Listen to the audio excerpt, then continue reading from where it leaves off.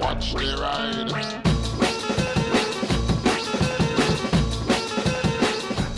Hey everybody, I'm just trying to find my way out of this back street. I just rode into Portsmouth without even really thinking about it doing a video. I knew I was going to possibly come down this way, but I didn't consider it too strongly. Oh.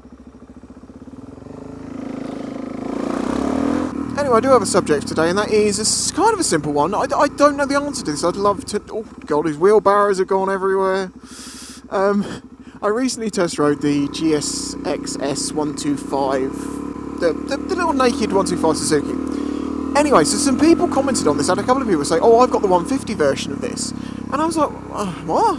150? They don't make a 150.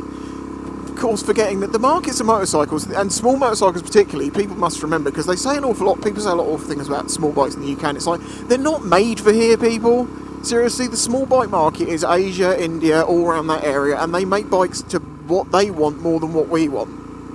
That's what I've been told, and it certainly seems to work out that way with the Chinese bikes, for instance. You know, like the fact that they put nylon tyres on them. The reason they put those on them is because in China and Asia, a tyre is rated not by its grip, but its longevity, and a nylon tyre will do a stupid amount of miles with a mild amount of grip. You know, I used nylon tyres, I enjoyed them.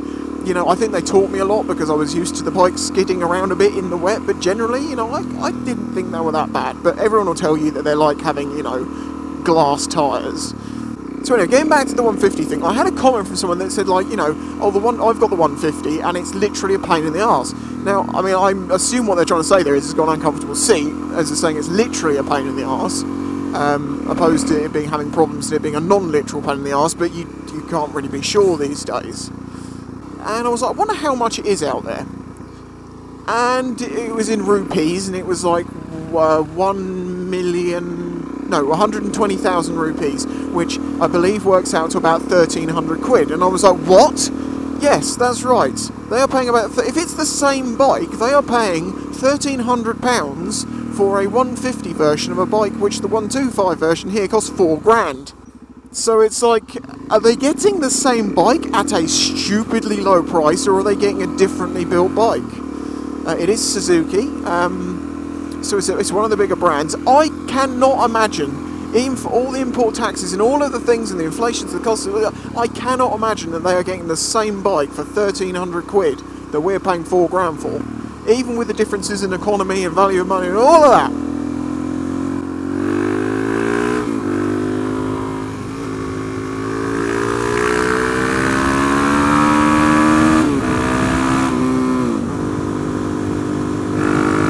Beefy!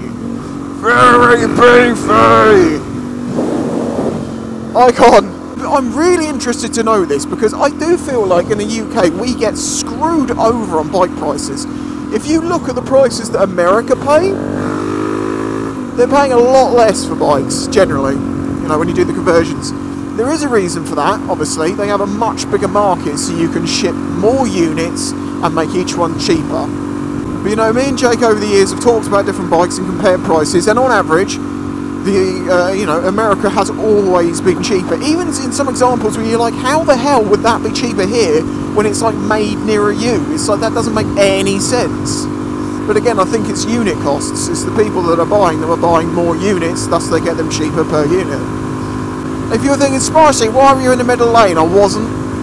This road confuses the shit out of people. Two dual garageways, side by side. I am going to title this video like, do we pay more for motorcycles in the UK? But I'm now going to extend this into other things. You know, like, I'm pretty sure for a lot of things, places like America get them much cheaper. And I think, this is my thought on it, and I'd love for you to tell me what is and isn't the case, if you know about, like, you know, if you're doing business studies and economy and stuff like this, and you've been looking into world stuff.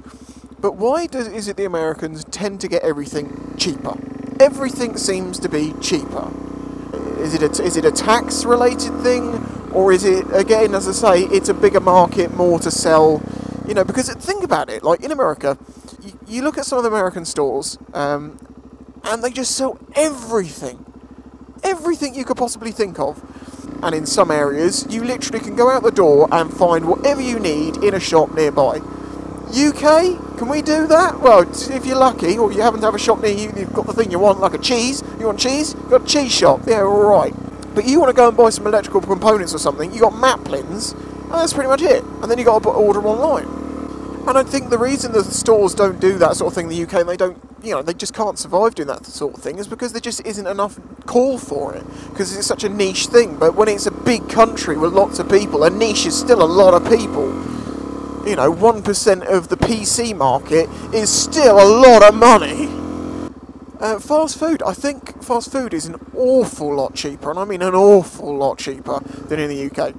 I'm glad it's not so cheap here. I think that's the taxes and the health things they put on here, I don't know. But I don't eat fast food, so that doesn't really bother me. Just going to guess where you're going then. Something I know that we definitely pay a lot more for is alcohol. I looked into this a little while ago, and it's just because of the tax we pay on it, basically. But a bottle of Jack Daniels here, 700 mils. That's the middle ground size is about £25 roughly, or it works out to be £30 for a litre. In America, it seems to be about half that cost. Now, obviously, Jack Daniels is something that's a product of America. Is it actually made in America, though? Is it actually? Another thing with America I've noticed is recreational sort of things are available a lot cheaper over there. But then I think that's because a lot more people, I don't know if this is true, but it seems to be that in America, recreation and hobbies, everyone has a hobby or a recreation or a thing they do other than working. That may be completely wrong, and it's just the way that I've seen things. But it seems like that is the case. Like the recreation and hobby world is a lot stronger in America, whereas in England, it seems like what most people do is go to work, come home and get on Facebook. I've always been someone who's had hobbies, things that I did, you know. And so often in life I find that I'll be talking to people and they're like, they do nothing. And they're like, what do you do? They're like, go home, watch telly, play Xbox. There's nothing wrong with playing Xbox, that is recreational, obviously.